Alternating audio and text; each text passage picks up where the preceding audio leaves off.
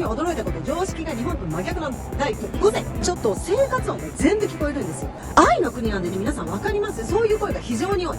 音流しますけども、ちょっと隣人さん頼むよ。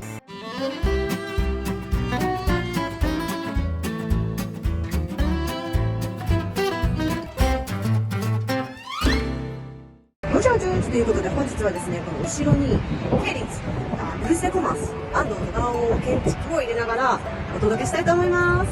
長蛇の列具合が分かりますでしょうか？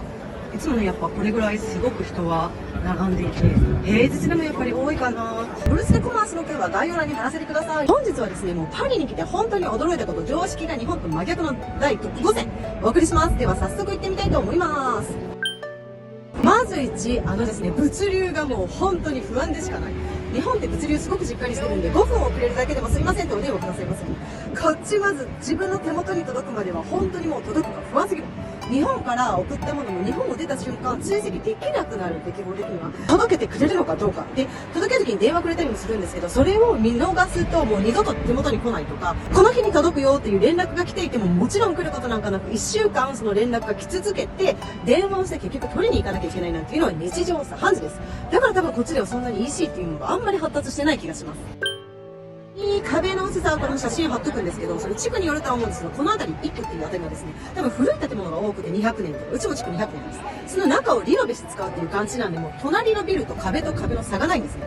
壁が薄い、多分日本でいうウィークリーマンションみたいな薄さよりも薄いぐらいだから、ちょっと生活音が全部聞こえるんですよ。しかも普通に話してても聞こえるんですけど、愛の国なんでね、皆さんわかります？そういう声が非常に多い。しかもそれ夜だけだって思うでしょ？の昼からすごい。ここに音流しますけども、ちょっと隣人さん頼むよ。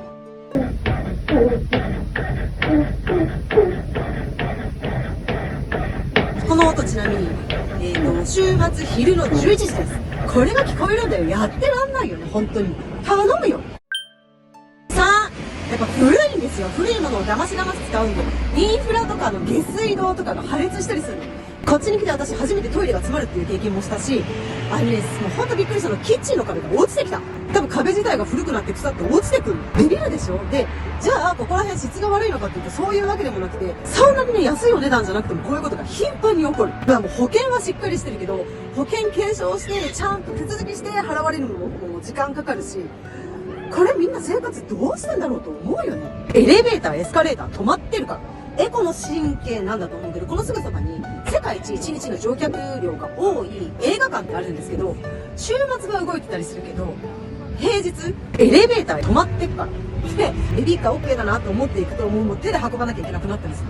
本当に止まってることの方が多いと思ったんだけど、次、お店とか病院激混みなの。すごい人気なんだなって日本だと思うじゃん。違うのよ。フランス人でお話大好きなの。一人一人ご丁寧にものすごくお話をする。で、すごく待ってて時間通りに行ってなくても永遠と喋り続ける。そりゃ遅くなるよね。そりゃ列になるでしょう。で、ここの国では効率化とか合理性とかそういう言葉は多分存在してないと思う。この国のいいところはスクエアじゃないところ。日本ってルールがあったら規則だから絶対従うよね。もういいの従わなくても。ネゴシエーションってなんとかなったりするの。例えば飛行機とかでも、もう絶対このサイズじゃなきゃっていうのでも、なんとか相手を口説き落とせばネゴシエーションでなんとかなったりする。例えばカフェ行った時にお金がなくて、コインがなくて、私カードしかなかった。あーってすごいコイン探すけど、やっぱりなくってっていう時に笑ってじゃあ月払ってくれればいいからってカフェをご馳走、お店側がご馳走してくれたことが2、3回のみにならず、結構ある。そういうなんていうか人情味あふれたところは日本の規律とか規則にのっとるっていう考えの中にはないよね。今さっき言ったエレベーター、ベビーカーでエレベーター止まってて上げれない階段っていう時も上げてるじゃん。必ず誰かが助けてくれる。優先席とかも指定はないけど、妊婦さんが乗ってきたら必ず誰かがさっと席を譲る。それが当たり前の社会ではあるかもしれない。